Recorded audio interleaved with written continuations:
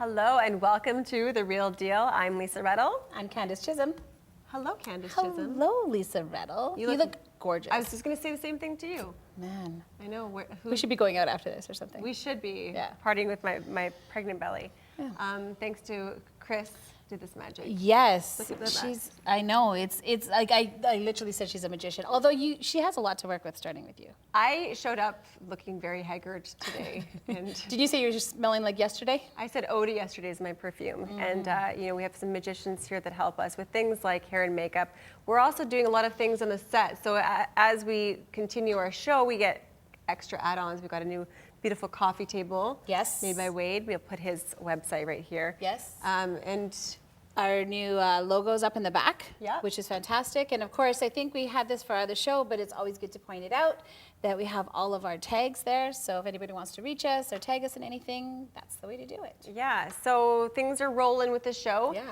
And today, I don't know if you noticed, but a lot of, especially on social media, people are talking about how cold it is. Yes. And they're saying, oh, churches should open their doors for the homeless. They're giving all these kind of solutions, but it seems like they're the keyboard warriors who are telling everybody else how to help with our more less fortunate population. So that's what the topic's about today. I think it's such an important thing because really, Christmas is such a hype, right? And rightly whatever so. goes up must come down. It's gravity. It is, man. And yeah, I know about gravity. But no, it's true. And I feel that, January always seems to be one of those months where there's such a decline in people volunteering, people giving money particularly. And I get it, they've probably overextended themselves. Mm-hmm. But January and February. And February. And those are like some tough months for those people who are on the street or who are having a hard time making ends meet. The working poor. Mm-hmm. Those are some big, tough months. So. And we live here in the Okanagan, in Kelowna is where we film this show, and we have a very high population because we are kind of a resort town. We have a high population of homeless people. Yeah. And so what we did is go out to the streets. Yeah. To talk to residents and ask them the burgeoning question of how would they, or what is the solution to homelessness? And you made a good point. Instead of just sitting behind your keyboard, let's have that conversation about what we can actually get done. How as a community can we better support our homeless population? I think more housing, of course, but maybe build the housing before you put it out there for the people, because then there's so many street people. Put them in first before you put the other, like people that are already home. Because some people are already home, and then they go into low-income housing, and they've already got housing. The solution? Yeah. Build something that is housed for people who have addiction issues. Don't ride them too hard, like the Gordon Place. It's full of addicts and drug addicts and drug dealers. I was in Bel Air, Penticton, and they had schizophrenics, alcoholics, druggies, and then straight people. And it totally did not work. Right. Right? Everybody clashed. Don't put all three drugs in that so you can use them there. That's not curbing it. It's giving you a place to get high. What is the solution to getting people off the streets? I don't know the solution, but a Band-Aid solution would be maybe have a rent control where people can afford rent, and then before summer comes, because that's the means of the tourists, right? Help them get off the street, and that would help the tourism, and it would help these people, and it will help the government build the houses for the homeless. The solution is the need to give the people that really do need the housing, that appreciate the housing, they need to put those in there, and not the people that don't appreciate the housing and the drug addicts that won't appreciate it and get kicked out a month later. The screening progress needs to be different. I think more rental housing for the people that aren't addicted and aren't alcoholics or don't have the mental illnesses of the working poor, because give them a place to live, and then they can actually work more. There's 77 men in the beds, bunk beds. Snore and addicts and everything else. You put your whole different life from 8 different places in this world, and you put them in there, and you combine them with everybody. They're building everything that they shouldn't be doing. Why make this place shiny when there's so much darkness stuck a half block away? So housing seems to be a real need, especially in places like Kelowna, where it's 0% basically for housing. Vacancy, yeah. And rentals and sales. Yeah, and you mentioned too that it's a resort town, so the prices are exorbitant here. So I think that street or that question is one that we should probably revisit soon and often. Well, and we're not experts, but we have experts coming on the show. So coming up, we actually have some people from some local organizations who are not only talking the talk, they're walking the walk.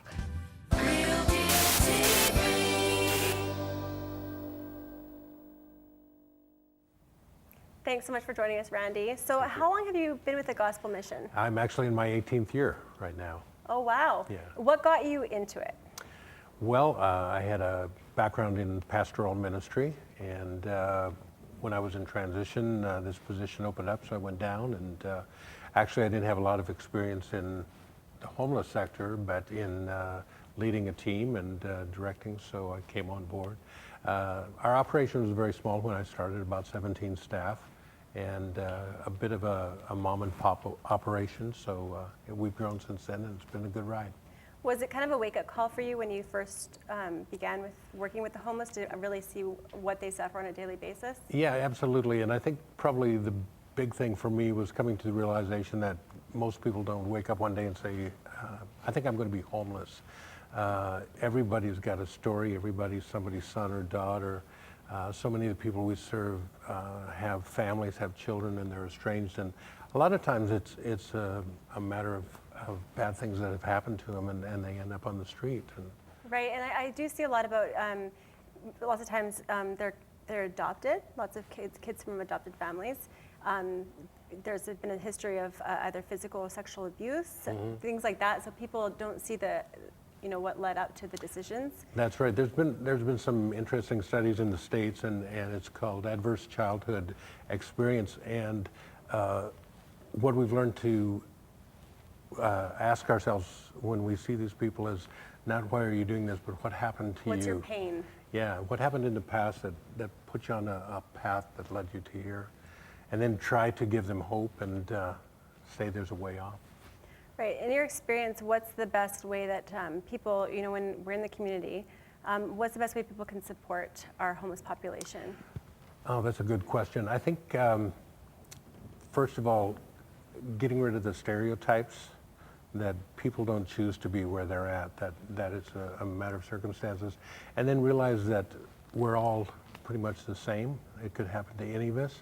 And so start to understand who these people are, realize that these people too have hopes and dreams, and relationship is so important. They're not a population unto themselves. They're part of our society, and we need to embrace them as that and give them the help and support that they need. Well, there's a big fear too, right? There's a fear associated, but in your experience, has there been a lot of reasons to have fear? No, I don't think so. I mean, obviously, you see some people, and many of them are dealing with mental health issues and things that will upset them and that. But no, when you get to know them, I don't think there's a great deal of fear. Well, that being aggravated, so there is a lot of mental health that plays a role here. Yeah. A lot of people are like, well, why are some people choosing to sleep on the streets, especially in the cold? And already having a pre-existing mental illness, being packed like sardines into a place like the Gospel Mission. Yeah. Can you just explain a little bit about that misconception? Well, I mean, we're not a deluxe hotel, that's for sure. Our dormitory is very close, and there's some people that can't be in a crowd, they can't be in a close place, and so for them, it's easier to stay outside. In fact, we've heard stories of people who have been on the street for a long time and they finally get housing. Oftentimes they can't even sleep in their bed to start. They'll actually sleep on the floor because they're just not used to it. Their body's so not accustomed to the comforts that you and I enjoy. So it's a real adjustment for them. Right. One of the main reasons why I wanted to do this show was because at Christmas time it seems to be everybody's in the spirit of giving and everybody's just so generous. Mm-hmm. And then once January, February kind of comes, it's almost like that population is forgotten. I mean, we see them on the street. It is very cold outside. I mean, right. It's not ideal conditions for someone that's homeless. What are your guys' needs in terms of the community and getting involved with support? Obviously, you know, we always have financial needs, and we've got our supporting constituency, which we appreciate. I think also volunteers. Oftentimes people want to come on and help at Christmas time because it feels good. And so oftentimes our volunteer population falls off a little bit in the new year. So if they want to get involved, come down and do that. And also just the practical needs. We give out a lot of coats, a lot of warm clothing, socks, toques, gloves, that sort of thing. So there's very practical ways that people can get involved. Okay, so in your experience at the Gospel Mission the last 18 years, success stories, have you had, you know, because we did a feature on the streets talking to people, and you know, most of the people just needed housing. That was their main need. Right. I often tell people we serve many and we rescue some, and that's the joy. Recently, in the last 2 years, we've had one fellow, he's known as Grandpa, and we have an outreach worker that goes out every morning and actually engages with people that aren't in the shelter. And our outreach worker found Grandpa sleeping in the bush, long beard. He needed glasses, but all he had was one lens left that he would take out and hold in his eye to see. And she started a relationship with him, was able to help him get assistance, some back pay from his retirement. He was 66 years old, and today he's housed. You would not recognize him if you saw him on the street compared to his picture. Shaved, happy, has his housing, has his support now, and he's got that network of friends that he can associate with. And it wouldn't have happened without establishing that relationship. I think a lot of times people who are on the street, they get into a vicious cycle and they lose hope. And it becomes so much their life that they think there is no other life, and so they need somebody to come alongside of them and say, you know what, we can help you do better. And by walking beside them and giving them the support we need, we see some great success That stories. relationship. So what do you think is the difference between a man like that and somebody who is in and out of the shelter and can't seem to get on their feet and is stuck in that cycle? What's the main difference? We see a lot of mental illness, as we see a lot of addictions, a lot of things like that. So in those cases where you see people cycle in and out, you continue to give them the support they need, try to get them to the services that they need. And the other thing we've found when you're dealing with this, especially in addictions, oftentimes people will do good, they'll have a clean time and then they'll relapse and fall. That's part of the cycle, so you help them get back into recovery again, and every time they have a recovery a little bit longer, it's a little bit better success. And so we've seen people, it takes, you know, maybe 2, 3, 4 years for them to come through that cycle. I think of Jackie. She was on the street for years, and if you knew her then, you would think that there's no hope for this case. Now she's happily has a job, has a car, living down in Penticton, and you wouldn't know she's the same girl. But it probably took about 8 years to just walk with her and continue to support her until she came to that point. And build that relationship. Yeah. Okay, I want to quickly talk to you about safe injection sites. What are your thoughts? Because a lot of people in the community, again, you know, we're seeing things at elementary schools. We see there's disposed needles in places where kids are playing. Right. And we do have a very, very, it seems this is the place to be in the Okanagan for people that are struggling on the street. I think a lot of people think, they look at harm reduction and think that we're enabling people. That's, yeah. My view is that I believe in harm reduction, because I think our job is to keep people safe and try to keep people alive. For me, the key is harm reduction with engagement, so that you're starting to build that relationship and maybe challenging them or giving them hope that they can do something different. So the other thing I think with people suffering with addictions, there's a lot of shame that goes with it, a lot of self-loathing, and they feel bad enough, so we don't need to put them down. We need to come along and say, hey, you're important, you're loved, you have worth as a person, Right. and we will walk alongside with you and help you overcome this and start to do those things. So, yeah, I'm very much in favor of harm reduction if you've got that engagement with it. Right. We're going to add someone else to the conversation. Pastor Laurence East, I'm sure you know each other, with MetroCommunity. He's been working with the homeless as well. How do you guys work together, the different resources?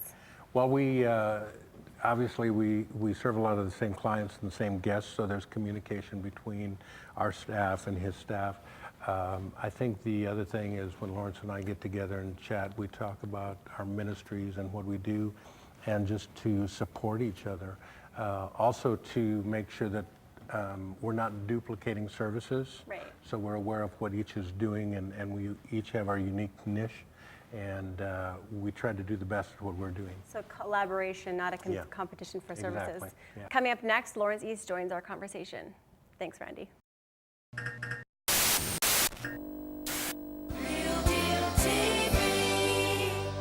Welcome, Laurence. So what I think is really cool, Randy, I don't know if you heard him talking, he was just saying how you guys are kind of all working together in the community to make sure that you guys are all filling all the holes and all the needs for our homeless community.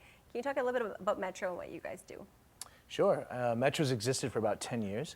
At our heart, we're a church, but we're pretty unusual in that we're very actively involved in the vulnerable population, caring for them, being involved in their lives, getting involved in creating social enterprise businesses, opportunities for employment, and participating along with other social agencies in helping find collaborative solutions to the bigger systemic issue, and making sure that people's dignity and their individual worth is not forgotten in that bigger picture. And how do you do that? There's a number of ways. I think relationship is the key one. We've sort of tried very hard to build relationship with people over a long period of time. I think so often we kind of create these metrics that we attempt to sort of evaluate success based on if the certain ingredients are in place and, you know, for example, somebody's housed, there's a couple of support structures around them. Now, why aren't they recovering? Why have they not kicked their habit? Why have they not reintegrated into society properly? And the reality is that each of us as human beings have this deep desire to belong.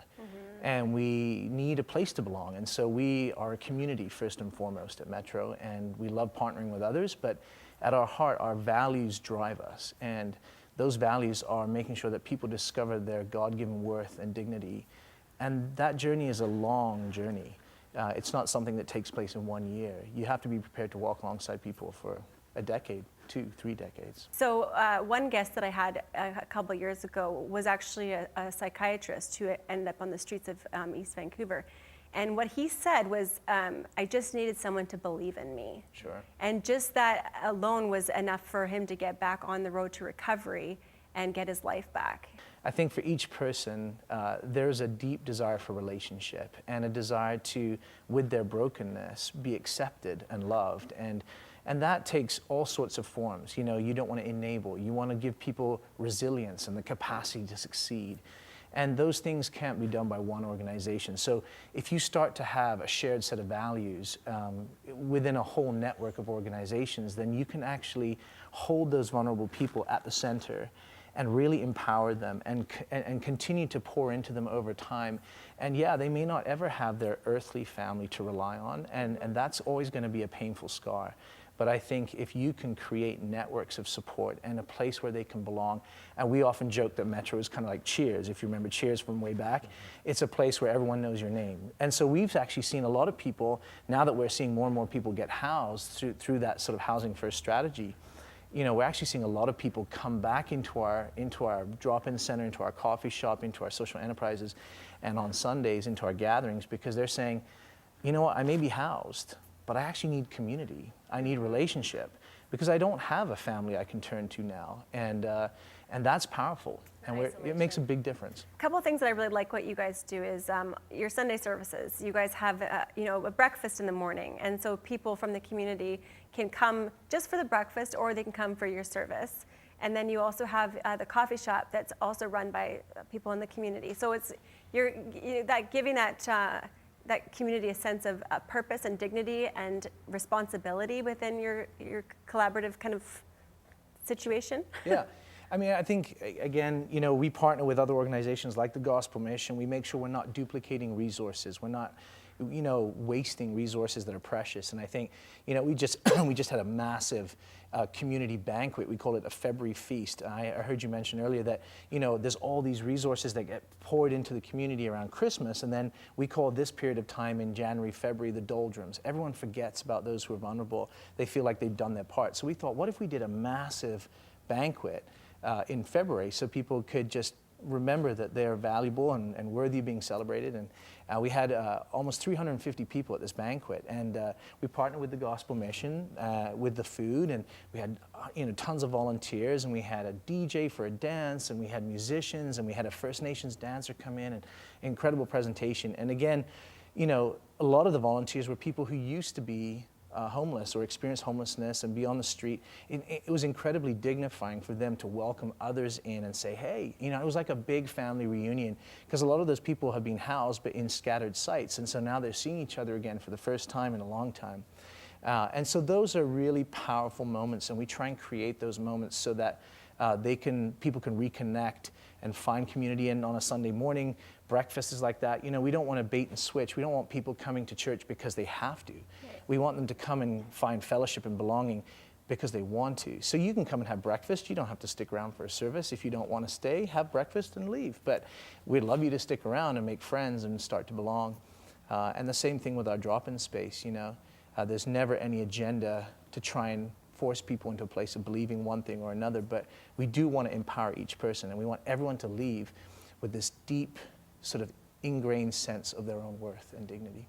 What I really like about your church, because churches get kind of a bad rap, and one thing that's really, in our whole show, it's real, raw, relatable, and walking into your church, it's all those three things. I remember going in there, and there was, I think a dog peed on the floor, and then there was another woman yelling at a woman. It was just, but everybody was accepted, and it was one of the most real churches. It doesn't matter who you are, where you are in your journey.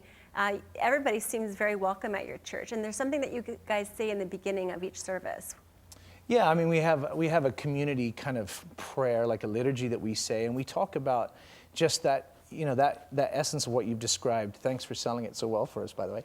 And the fact that there are people, there are people from all walks of life there. Yeah. You can go into the bathrooms, and there might be some girls who are engaged in the sex trade who've come off the streets the night before, and they're just kind of cleaning themselves up, but they know it's a safe place to be, and that they're loved there and they're accepted. And you have lawyers and doctors and politicians and business people and middle class folks who have families. There's children running around. Yeah. People allowed to bring their pets in, And no judgment. And there's no judgment. And so we always say that we are a group of people who pursue God in an atmosphere of love where judgment's left at the door. And that is like this powerful statement that actually wasn't something I came up with. Mm-hmm. That was somebody who was on the street. He observed that was the kind of value, that was the atmosphere of the place, and he outlined it, and I thought that was brilliant. So we wrote it down, and it became our mission statement. Well, it's so powerful because there is that belief that anyone that is religious doesn't like certain populations, and I found your church and how you do it is very welcoming. Yeah, I wouldn't say, and I think the classic kind of comment we would make, and it sounds a little cliche, but we don't really think we're that religious. We're passionately engaged in following Jesus, but we believe deeply that the way of the kingdom of God is about relationship, mm-hmm. and that each person has this incredible value. And so, we want to live by values. And so I think, again, when it comes to our drop-in center or anywhere else, when we say, hey, this is our set of values, people's behavior gets modified because it's not a set of rules that are imposed by those who have power on those who don't have power. Mm-hmm. But instead, it's a set of values that everyone can embrace. So if your behavior is not in accordance with those values, you're essentially a walking contradiction in yourself. And you have to evaluate that. And so it's in many ways, it's a sort of self-regulation. And over the last decade, we've seen people do all sorts of things that they would never do anywhere else in terms of taking ownership and taking pride in the space and making choices that perhaps they would never normally make because they've truly started to believe in themselves. Well, that's one thing I remember actually was you had a garden in one of the downtown metro. Yeah. And how people were taking pride in it, and that if people were messing with the area, it was kind of like a family. Right, and we're developing another courtyard space at the moment with a greenhouse and planters and stuff like that. We want it to be this oasis in the middle of a downtown, you know, which is so typified by concrete and development, which is all good for a city, but we need these little green spaces of peace and these havens. And so I expect and fully anticipate that that will also become one of those places that, you know, those who perhaps don't have a garden of their own can take a sense of ownership and grow vegetables and have that dignifying experience of, you know, oh man, I grew these tomatoes and now I get to make some food with those tomatoes and feed someone else with those tomatoes. And that's a powerful thing.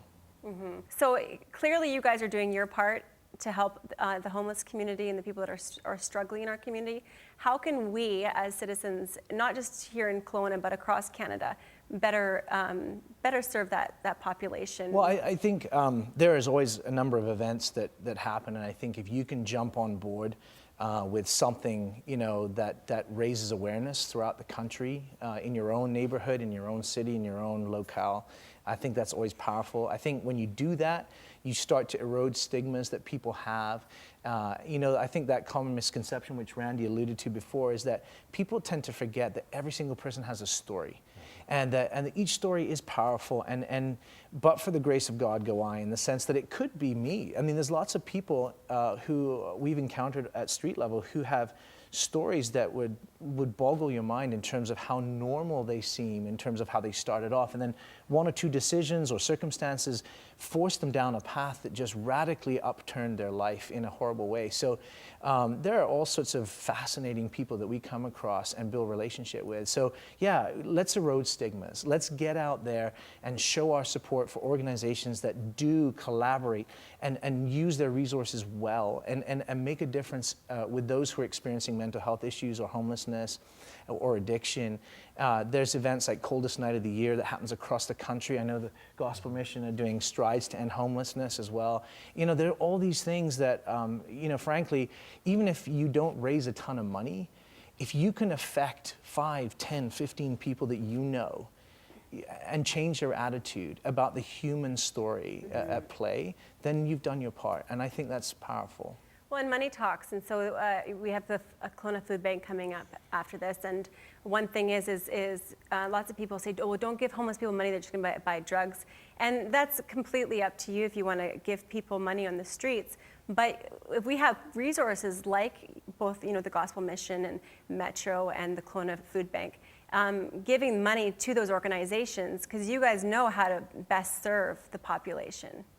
So how do people? Do you want to answer that? Give you all their money. Well, yeah, give us a call, I guess, yeah.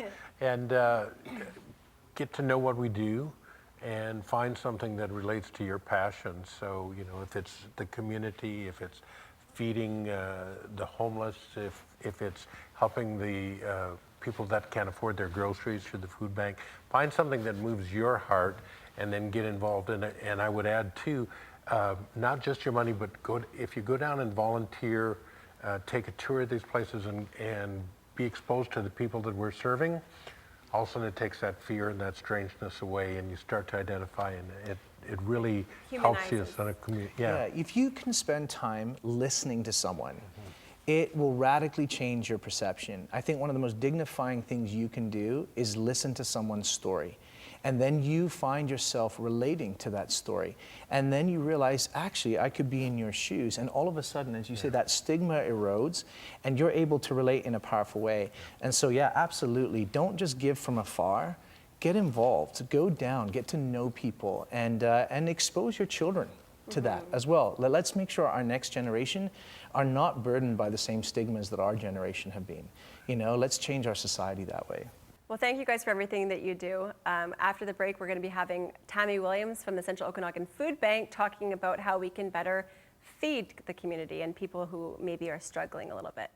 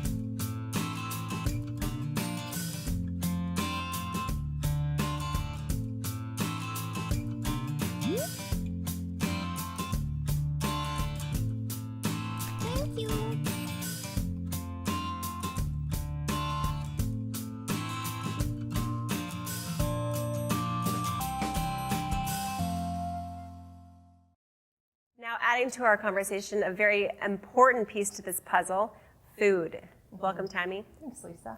So tell me a little bit about what you guys at the food bank do. Well, in a nutshell, we nourish our neighbors. We serve about 4,000 people a month. That's about 100 households a day. And it's a range of people, could be just about anybody. About 33% of our clients are children. Well, we just saw the video about Kate. Do you want to talk a bit about people like that? Because there is this, again, a stigma or an understanding that only certain people,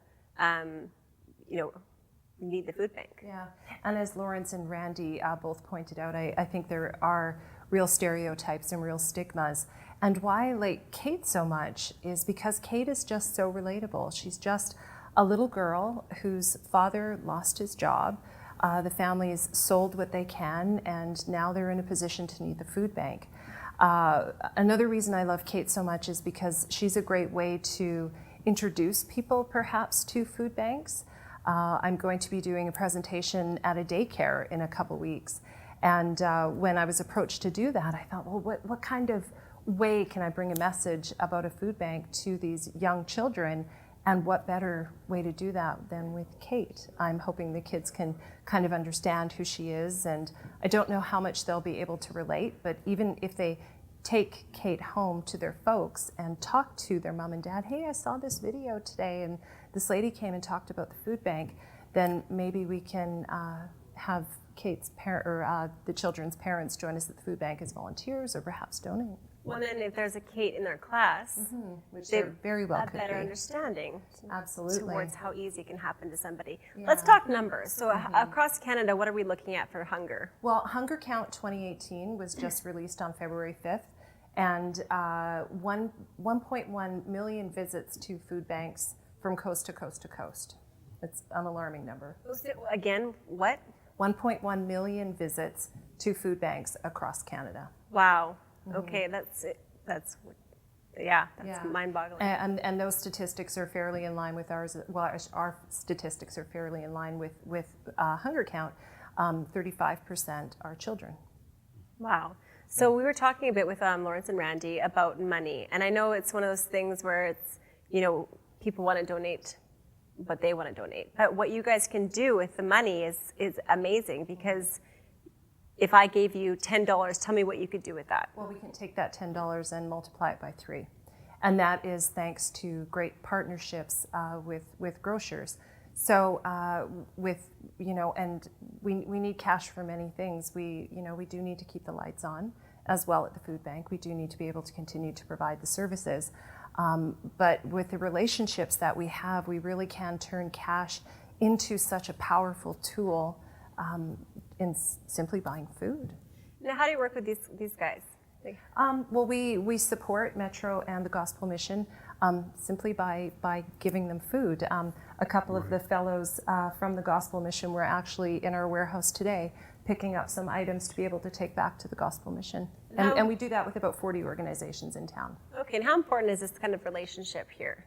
Go ahead, Laurence, what were you going to say? Yeah, I think it's critical. We can't do what we do without partnerships. And I think with the food bank, we've had an incredible partnership for years now where we might have an emergency need and we can pick up the phone and just say, hey, this unexpectedly has come up, can you step in and help us? And they might have something in reserve, or they can source something for us at the last minute. And if it's not that, it's just that usual sort of rhythm of being able to supply basic necessities that we then pass on to people who are in need. And so we might be getting somebody into housing, or it might be in our drop-in center, but whatever it is, we have a very close working relationship. And who else do you guys work with? We support Salvation Army. We support Mamas for Mamas. We have breakfast programs throughout School District 23. We create snack packs for kids for when they come into the food bank. Our reach is pretty significant. So, and lots of times you go to an event, charity event, and they say, well, bring a non-perishable food item. And what kinds of items do you actually want, and what ones could you guys go without? What we want in regards to food is, I think it's pretty easy to remember: peanut butter, pastas, pasta sauces, cans of tuna, cans of veggies, and fruits. One thing I like to say to people is that if you are going to donate food, put a bunch of things in a bag that would make a meal, make a complete meal, because we can take perishables as well. So don't donate creamed corn or the just the things that you don't use in your cupboard. You want to use or donate things that people will use that you would use. Yeah. Right. And we're talking about dignity again. Yeah. And when you talk about dignity, I'm not sure how many people know what our food bank even looks like. You came for a tour, and were you surprised? I was, what I was surprised about was it looked like a grocery store. So what I really liked about that, and that's kind of what with Laurence, the kind of things that you guys do in at the Gospel Mission too, it's that kind of dignity where you get in, there's a shopping cart there. So right away you feel like you're in charge. You're not in a mess hall where people are like, they're shopping. And different sections. There's the freezer section, there's the kids section, there's the bakery. And I loved that because it did, if I was someone utilizing the food bank, I would feel very safe and comfortable doing that. Yeah. And the other thing I like to talk about when we're talking about the market is just the integral part our volunteers play, like both of your organizations play in the uplifting of all of our clients. To see quite often, when our clients arrive, of course they're dealing with some tough circumstances, and quite often their body language really does show that. And our volunteers are just so great at taking them through the market, assisting them through the choices that they can make. And when they leave, you can see that our clients feel better, and it is about empowerment and dignity and making them feel like it's going to be okay. Yeah. But one thing too I forgot to mention with you, Laurence, was one thing I really, really liked was when you did the Christmas banquet. Because the Christmas banquet, it looked like it was decorated, it was beautiful, but you had real servers, and it was just like a normal, beautiful banquet. You didn't just put everybody in a gymnasium and had the hats and here's some slop for you. It was here you go. You deserve this beautiful meal, and it was a beautiful meal. Like, you want to talk about what you guys did there? Yeah, and I think that's very much what we did with our recent February feast that we called it. But I think, same kind of idea. People will value what they receive if the experience is dignifying. Because there is an uplifting kind of process where people understand, hey, I'm worthy of this. Yeah, I'm worthy of this. This isn't something that simply is just being thrown at me. There's actually a deeper exchange going on. And I think whether it's pushing a cart around, a shop or a grocery store at the food bank, whether it's engaging in one of our, organization's events where, we are so focused on the humanity of that person and wanting them to experience, not just a meal, but an engagement, a conversation, an experience of community. And so we, especially at Metro for us, I can speak on our behalf, but I know it's true for both of these organizations, we just want people to understand that when they come into the doors of our organizations, or when they come to an event, that they are a family, that they belong. And I think, again, when we can collaborate with those similar sets of values, our entire community, our entire city, our entire valley, neighborhoods change. And our volunteers, often you'll find, actually cross over. So they might volunteer at the food bank or at the Gospel Mission, but they'll come and serve at one of our banquets or at one of our services. So we do actually have a lot of cross-pollination in that way. Right. I want to talk to you guys for a second about the working poor. So there is a big population in places like Kelowna, because housing is a big issue for all types of income, and some people are working 2 or 3 types of jobs. Now, are they not able to access your services at places like the food bank if they have, if they're just, on paper it looks like they have money, but maybe they, can't actually access, enough money for food? Well, for us, poverty is definitely at the root of why someone would turn to a food bank for assistance. And we find that many of our clients are exactly who you're describing. They do have at times 2 jobs, but again, it costs a lot to live here. Groceries are increasing, or the prices of groceries are increasing, and it can be really, really tough to make ends meet. So who gets turned away? We try to make sure that anybody who turns to us for food gets food. Okay, so is there anything in this conversation that we've missed that, because I really want to, stress on the fact that all year long people are in need. So in these, winter months, past Christmas, when, everybody's, the holiday spirit is kind of faded, and if you're getting into that kind of seasonal affect kind of situation, especially here in the Okanagan, how can people be more intentional about knowing that these services are here year-round and that you guys need that year-round support? Randy? For me, I think it's, first of all, looking at my own situation and every day being thankful for what I have, and then reminding myself that not everybody is as fortunate as I am, and how can I reach out to those people. So I think we have to get into the mindset to daily remind ourselves that life's and the world's not all about us. There's other people out there, and if we can start living that lifestyle, the opportunities will come across, to reach out and help our neighbors. For me, I think it would be to simply invite people to come to the food bank and experience what it is like you did. I think that is really, really impactful. And I think people just get the feeling when they're there, or perhaps understand that it really could be anybody, and maybe it is their neighbor. But I think it's also great for people to see what it is we're able to do with their donations, and they can see that when they are at the food bank. In action. I think there's a couple of great stories from ancient cultures that I absolutely love. I think there's certain ancient cultures that had this practice where they would store up some of their hard-earned work, and then at certain portions of the year, at certain times of the year, they would give it away. And there would be 4 or 5 times of the year that ancient cultures would do that, and usually around harvest seasons and when they were planting and sowing and all those things. But I think the principle is fantastic. Not every one of us is going to remember every single day to be generous or to seek out somebody else who's less fortunate than ourselves. And we don't necessarily always have time to go to these organizations.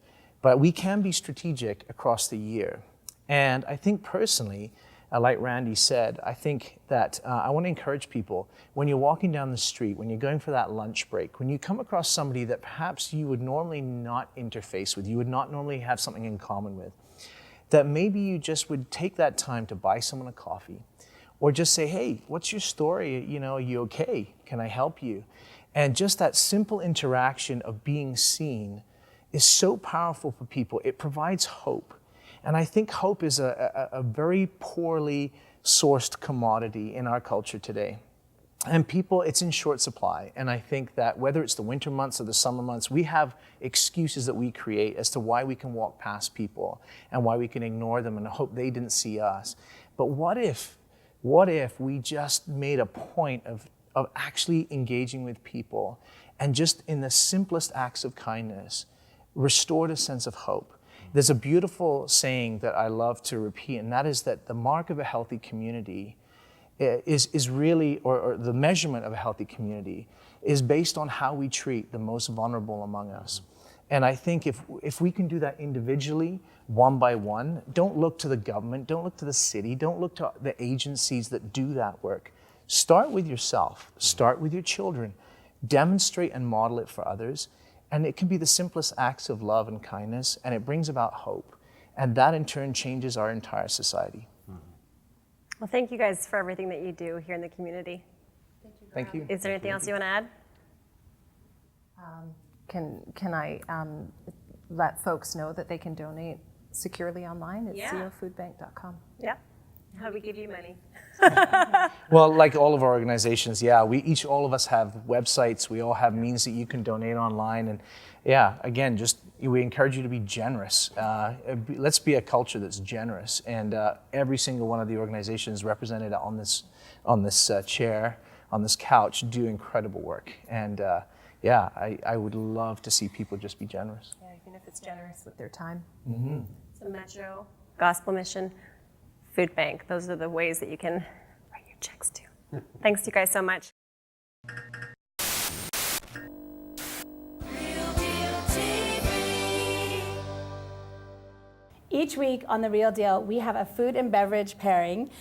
And this week, I'm so excited. We have Cheesemongers, which is a real thing, and we have a sommelier here with us. So I want to introduce you guys to Philip and Desiree, Young and Perseval, and to Eliana from ROCHE. So I just want to talk to you guys first a little bit. So have you had this dream of being a cheesemonger your whole life? Like, have you loved cheese your whole life? I've absolutely loved cheese my whole life.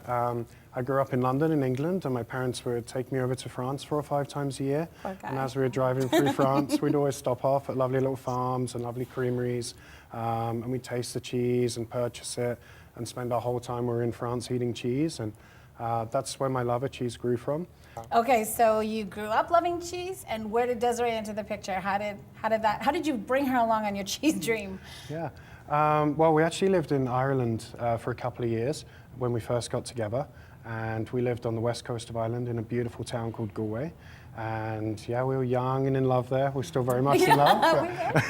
We were young then. Yeah, we were a bit younger then. And there's a wonderful cheesemongers in Galway called Sheridan's Cheesemongers. And the first time we walked in there, we're just like, wow, what an amazing shop this is. And I think from that moment, we thought we need to do this. We need to have a shop like this and be selling beautiful cheeses to people. Yeah. And we'd go there every weekend and spend all our hard-earned earnings just buying some wonderful cheese and taking it back and drinking lots of lovely wine And Guinness. and Guinness, yeah. Right. And yeah, really that's where this story began. And we've always wanted that cheese store, but the dream got a little bit lost as we got older and had kids and everything like that. But our youngest just went into kindergarten, and we were in Mexico at the tail end of 2017 with my family, who flew out from England to meet us, and they said, so what about that cheese shop? What's going on with that? Oh, And we were like, yeah, we should get back to that idea. Yeah. They reignited the dream. So we came back, and I came home from work one night, and Desiree said, I'm pushing ahead with it. We're doing the cheese thing. Doing it. Oh, I love that. So here we are Come today. on, I mean, you've got a business that makes everybody, it's hard for us to Yeah. find somebody who doesn't love cheese. Our experience that we're going to bring to Kelowna is kind of the European style cheesemonger. So the shop that we want to have is that brick and mortar style. We want people to be able to come in and taste the cheeses before they buy. We want to see the expressions on their face as they experience something new. And a good cheesemonger, you should be able to come in, and even if you have no idea what you're looking for, they should start asking you questions. Questions like, what kind of cheeses do you like? You like cheddar? Oh, have you ever tried an aged Gouda? Try this, try this, try this, try this. And you should always walk out really, really, really excited with the cheese that you're bringing home. So that's the missing element that we have in town. Although there are some few places that you can get great fine cheese, you can't taste it before you buy it. Yeah. So in a cheese shop, you can taste few of them before you buy anything. And like you say, they're expensive, so you're putting your money into it, It's and an if you don't like investment, it. yes. Yeah. But treat yourself, right? Treat Yes. yourself. Oh, I Yes, love that. treat yourself. So the yin to the yang of cheese is wine, and we have ROCHE Wineries here today, Eliana, who is a wine ninja. How do you get the designation wine ninja? Self-proclaimed. Well, I'm going to be a wine ninja. But you are a sommelier. Yes, and I what am. else? What's your role here at ROCHE? I'm the executive manager at ROCHE Wines, and so I do marketing, sales, and basically tell our story to the Okanagan. And where are you located? We're located on the Naramata Bench, just above beautiful Penticton on Upper Bench Road. Awesome. So we're going to make sure that you guys have all of this information. There's a lot of wineries down there. And tell us what makes your wine so special, because I've tasted your wine and it's amazing. Well, the fact that we have 2 French-trained winemakers, Penelope Roche, 6th-generation winemaker from Bordeaux, France, and Dylan Roche, North Vancouver born, but basically ended up moving to France to be a tour guide, and then totally got converted into wine, ended up enrolling in enology and viticulture in Beaune, and the 2 of them met doing harvest in New Zealand. So it was kind of a that's a little bit of a romance. Yeah, that's a man. Between the 2 of you, you guys got like the perfect We actually stories. met in Australia picking fruit. So. Oh, did you? Let's pretend you met in France eating cheese, okay? For this next one. Just kidding. So tell us a little bit about yourself. How did you get involved in the wine industry? How long have you been involved? I actually had a culinary background previous, and one day I said to myself, I'm tired of smelling like food all the time, even though I love Not food. cheese, though. No, Yeah. cheese is fantastic. And I said, I like wine. Let's see how it goes together. I love that. And so I ended up doing my sommelier diploma and working in the wine industry for many years. Many years. How many years? Oh, you don't want to say. Wine ninja years. 18. Wow, that's incredible. Yeah. Well, we're famous in the Okanagan Valley here in Canada for our wine, and now we're going to be famous for our cheese, because now we get to. So we want to get to some pairing here, because that's what our whole segment is about. So why don't you guys tell us a little bit about the cheese that we're going to have, and then Eliana, you can tell us what wine goes with it, so we can educate everybody. Okay. Okay. This is the good stuff. I know, I'm so excited. The fun stuff. I'm trying to like. Okay, so the one that I'm going to start with is actually this beautiful little blue here. So this blue is a unique type of blue, and it is also an award winner. So this cheese just won the Best Blue Cheese Award at the recent Canadian Cheese Awards 2018. Wow. It's a beautiful little number because we tend to associate blue cheeses with being creamy and salty and fruity, and this is none of those things. So you can see the texture in it, that it's actually quite pliable. It's more like a Morbier. And the blue lines that are running through it is where you get your tiny, tiny little bit of salt element, but the flavors in it are more woodsy and earthy and fresh mushrooms, and then there's also a little bit of caramel. Oh, wow. So really, really, really exciting wine. It has this beautiful natural rind to it as well. Gorgeous. Okay, so while Desiree is getting us that blue cheese ready, what wine would you pair with that cheese? We have the perfect wine. We have this wine, which is made out of the Schönberger grape. It's 20-year-old vines that we have on the property. And we make a wine called Arôme, which is a beautiful name for an aromatic wine. And guess what? This one pairs perfectly with the cheese. What were the chances? I'm so excited. Okay, so you're going to pour us some of the Arôme. I love that name. Arôme. You can roll the R's. I will. It makes me feel cooler. Arôme. All right. So we got, and what was the name of that one again? Arôme. Oh, it is. I thought that was just the grape. Okay. Cheers, thank you. So for you. Okay, and then. Okay. Are we ready? Yes. How do we do this? Also, What's the best way? I just want to point out to people about the raisin bleu that this is a really delicate cheese. That's why we're starting with this one instead of the brie typically. You would normally start with your soft plumy rind. But the raisin bleu is so delicate. It's a great one for people that are looking to appreciate blue cheese, but it's also interesting enough for the blue cheese eater. Oh, so like it's really different. Just getting into the market with it. So go it's ahead. like your gateway cheese. Go ahead, Ken. Got it. Do Should we cheers first and then we're going to take the cheers? Cheers. Okay, I'm going to take a piece of this. Okay, go ahead. That is incredible. Yep, I like it. So it's got like a chew to it, so it doesn't have that creamy component that most blue cheeses do have. I love it. So it's kind of hits like on the back of the. Listen to me, I feel like such an expert. It hits on the back of your tongue, kind of. It's got that beautiful. It's really creamy. Like it's so good. even though it's like it's a pliable cheese, but it's a lot more solid, not in the creamy sense that people would normally think of a blue cheese. I love it. And it goes really well with the wine because of It balances it out, brings the acidity to it. Just a beautiful compliment. It is. It's fantastic. Okay, put that one in my purse. Okay, what's next?